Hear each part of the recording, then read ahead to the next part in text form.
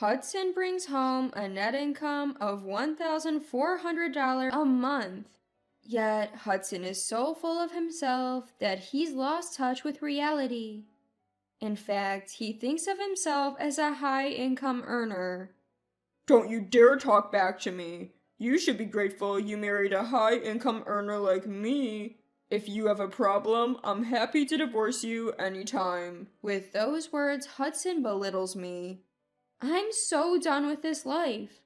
If he wants a divorce, it's fine by me. Besides, I have nothing to lose even if we divorce. You see, I have my own savings. My name is Beth. I met my husband Hudson in college. Being the youngest of 3 brothers, Hudson was a master at getting pampered.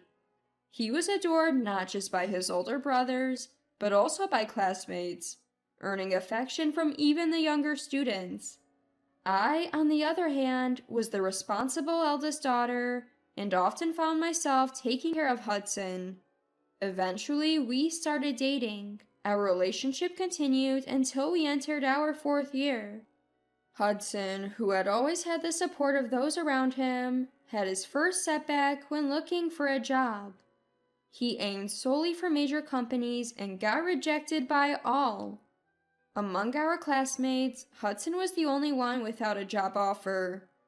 However, his popularity came to the rescue. An older club friend referred him to a job, and he was able to join that company. It's not a big company, but that means I can be a major asset even as a new graduate. This is where I can really shine, Hudson said contentedly. Once he joined the company, he quickly rose through the ranks due to his social skills. By the 3rd year, he was considered for a management position and proposed to me. Beth, will you support me for life? I'll be an executive in 2 or 3 years. Then I'll earn more and take care of you. Quit your job and become a housewife. Hudson's take-home pay was merely $1,400. Hardly a lot. Honestly, I was starting to enjoy my job, so I had reservations. But having grown up with a housewife mom, I thought that's what I should do when married. In the end, I quit my job as he suggested. I decided to support Hudson so he could focus on his career. At first, he seemed grateful, but as years passed, he became a different person. You're being supported by the man of the house. It's only natural for a housewife to do all the chores. You have it easy, just doing housework all day. He started to belittle me. Then one day he asked, Beth, where is my suit from the dry cleaner? Huh? I just dropped it off yesterday. It's not back yet. He exploded at my reply. What? I told you I have an important meeting today. Yes, but you never mentioned which suit you plan to wear. Can't you do anything without being told? Can't you think for yourself? If you don't tell me, how am I supposed to know what you're going to wear? We're married. You should know this stuff. This is why people who don't work are useless. Don't talk like that. Well, it's true, isn't it? Well, I'm out there working hard. You're just lazing around at home. I support you so you can work easily. Hudson, you wanted that, remember? Support? I don't feel supported at all. Just then, Hudson seemed to have an idea. If you really want to support me, why don't you cook something for my coworkers? We're planning a celebration for my promotion. Instead of dining out, we'll host it here. Fine, I get it. After that, I busily prepared for the day, deciding on the menu and buying additional tableware. On the day of the promotion celebration, Hudson brought a crowd of his coworkers home. The first to greet them was Lucas, Hudson's former mentor from the club that introduced him to the company. Beth, it's been a while. Thanks for hosting us today. Lucas cheered at the sight of the spread on the table. Wow, you're such a great cook. Well, I try. The reason Hudson's doing so well at work is all thanks to your support, Beth. Lucas enthusiastically complimented both me and Hudson. Bringing Hudson into our company was a great move. Now he's even higher up than I am. Hudson was visibly pleased throughout. Thanks, but it's all thanks to Lucas's support. Colleagues also kept praising Hudson, his cheeks glowing the entire time. From that day on, Hudson started inviting his coworkers over nearly every week. As this continued, Hudson's attitude towards me gradually inflated. Amid the surrounding praise, he became more and more boastful. So, I told Beth that I'm the one supporting her. You're the man, Hudson. Pleased with the surrounding cheers, Hudson puffed out his chest. It sounds good to say I support my wife, but in reality, I'm just letting an unemployed woman live in my house. I get annoyed when she's ungrateful and just lounges at home. Yet, I still keep her, so I think I'm a great husband. You're awesome, Hudson. What a generous guy. Well, the reason I can support my family is thanks to Lucas inviting me to the company. It's not because of my wife, but because of everyone here. Enjoy the food and drinks as a token of my appreciation. Yeah, let's eat and drink all we want. Let's celebrate Hudson's success. Cheers! I had a lot to say, but I swallowed my words in front of his coworkers. Just when it seemed like it was about to end, Hudson suddenly said, Wow, this is so much better than weekends alone with Beth. What do you say we make this a weekly thing? We'll have Beth cook whatever you request. His colleagues were thrilled at Hudson's words. I'd like a barbecue. Do you have a grill? No, but I'll buy one. I really like Angus beef. Hudson, can you prepare that? Sure, anything for Lucas. People just keep requesting their favorite, expensive items. And of course, the money has to come from our household, since I can't charge them. I hastily stopped Hudson. Wait a minute, we can't just decide this without discussing it. I'd like to relax on the weekend sometimes too. What? You have all the weekdays to relax. How about working for the man of the house on your days off? And what about the money? Hudson cut me off. Hey, enough. You're opposing the man of the house. Think before you speak. Everyone is looking forward to this. Hudson then turned to everyone and apologized. I apologize for my foolish wife. Not working seems to have affected her social skills. I'll set her straight later. Pressured by Hudson, I couldn't argue any further. But it didn't end there. I overheard some coworkers whispering, Hudson is such an easy target. Flatter him a bit and he'll do anything. Yeah, and that makes our lives easier. Right, I have to get home and work on my side job. The salary here isn't enough to live on. Lucas is pretty smart too, dumping all the work on Hudson and doing side jobs. Even if we work hard, we don't get overtime because we're on a salary. So that's how it was. Hudson was being used by his company, and he didn't even realize it. Later, Hudson yelled at me. What was that attitude earlier? You embarrassed me. Listen, Hudson. I pleaded with Hudson. If we keep entertaining like this every week, we'll wreck our finances. No amount of savings will be enough. We can cut corners elsewhere. I'm a high-income earner, and you already enjoy the good life. You could at least try to save. I am trying, but there's a limit if we keep splurging every week. Hudson, Lucas, and others are just using you. What are you saying? They rely on me. A man should be able to provide. But I heard them talking. Shut up! My coworkers and Lucas are far more important to me than you. They respect and rely on me. You're the one holding me back. I was stunned. I had no idea Hudson felt this way. Look, Hudson, let's sit down and calmly discuss our future. My last plea was rejected. Our future? The man of the house decides that.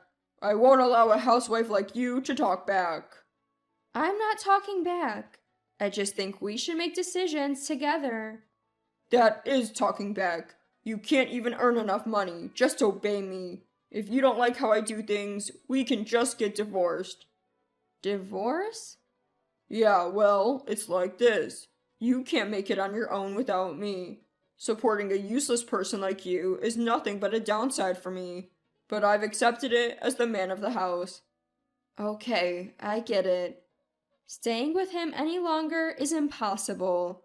I decided to call it quits with Hudson, who had changed so much.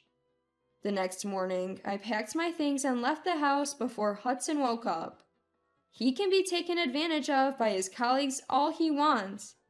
Even that night, there was no contact from Hudson. He must think I'll come crawling back soon. A week later, a message finally came from Hudson, but it was far from remorseful.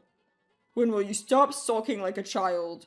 If you don't apologize soon, I'm done. The message. I would never crawl back to Hudson. A month passed without a word, then Hudson called. Hey, my account's empty, and the credit card company called saying they can't make a withdrawal. You took my money, didn't you? I haven't touched our money. Then why is there no money? You can't survive a month without money. You're jobless. I have my own account. Your own account?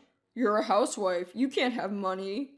You're wrong. While you thought I was jobless, I've been working from home. A side job? That money will run out. Don't worry about it. Why are you so confident? Because I have $1 million in my account. I mumbled this in my heart. In fact, after becoming a housewife, I started investing out of curiosity and gradually started to increase my income. As a trader, you have more flexibility in your time, and you can do this even while doing housework. Turns out I have a knack for investing. Profits soared, and now it's over $1 million. I've been secretly investing.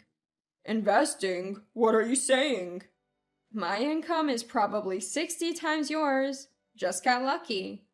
You earn more than me? Your take-home pay of $1,400 doesn't make you a high-income earner. Don't be ridiculous. I'm the biggest success there is. Maybe at your company, but your income won't change much even if you become an executive. That's true, but Lucas is still an ordinary employee, raising kids.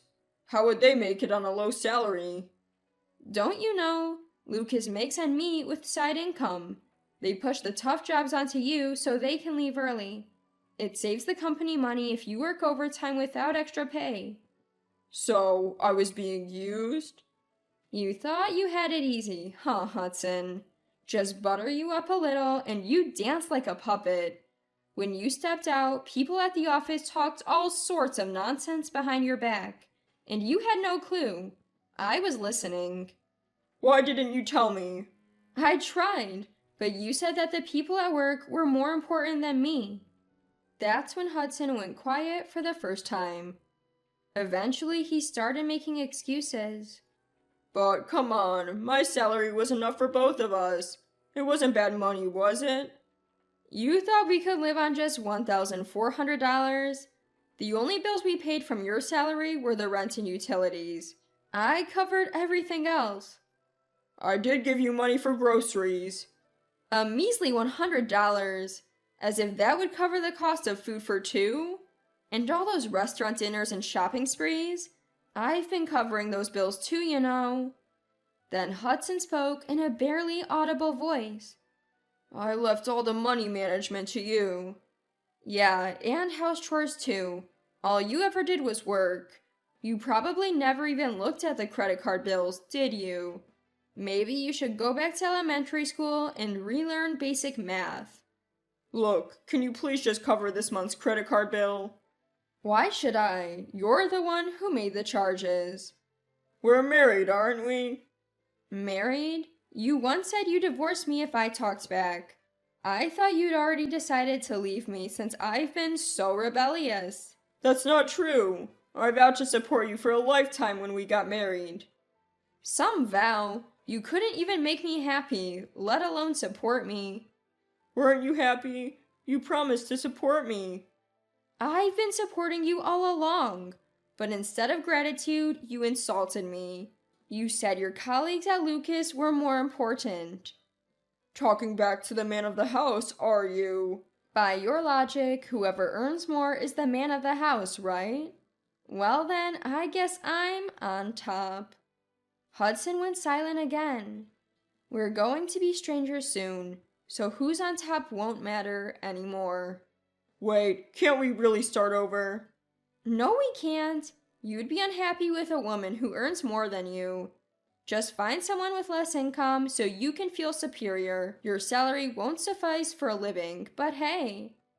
And so I divorced Hudson decisively. Realizing he couldn't make ends meet on his current salary, it seems he's taken up a part-time job after his regular work hours.